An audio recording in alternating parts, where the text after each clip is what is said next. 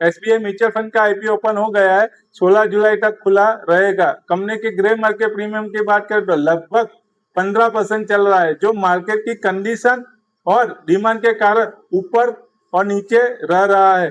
Company के detail के बारे में जान लेते हैं। कंपनी की शुरुआत 1992 में हुई थी।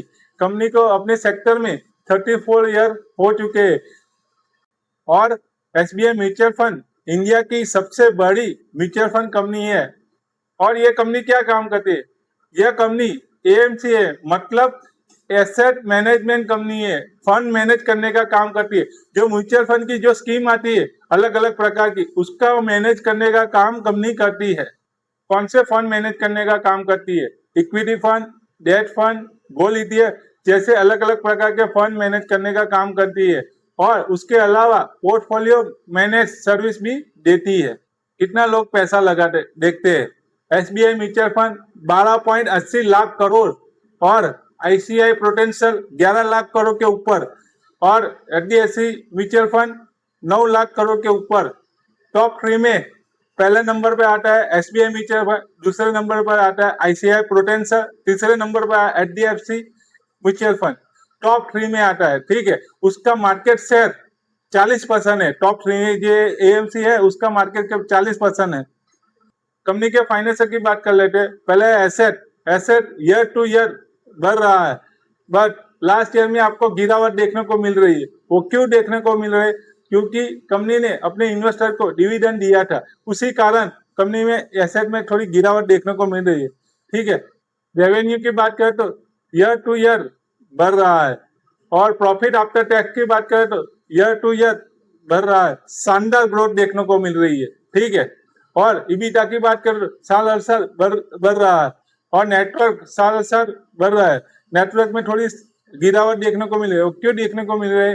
क्योंकि डिविडेंड दिया था, आपको मैंने बताया है, ठीक है।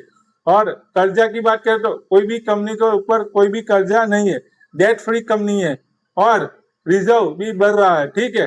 कंपनी शानदार है। आईपीओ के डिटेल के बारे में जान लेते हैं। 14 जुलाई से लेकर 16 जुलाई तक खुला रहेगा और प्राइस बैंड की बात करें तो 545 से लेकर 574 रुपीस रखी गई है। इश्यू साइज की बात करें तो 9,800 करोड़ का यह इश्यू साइज रहेगा। पूरा ऑफर फॉर सेल, मतलब पूरा पैसा कंपनी में नहीं जा रहा, कंपनी के प्रमोटर के पास जा रहा है, ठीक है। अब सवाल ये आता है कि ये आईपीओ में अप्लाई करे या ना करे। देखिए, ये वीडियो एजुकेशन पर्पस के लिए बनाया हुआ है, इसमें कोई बाय और सेल की रिकमेंडेशन नहीं है, ठीक है। और बात कर लेते हैं लॉन्ग टर्म के लिए कंपनी कैसी है।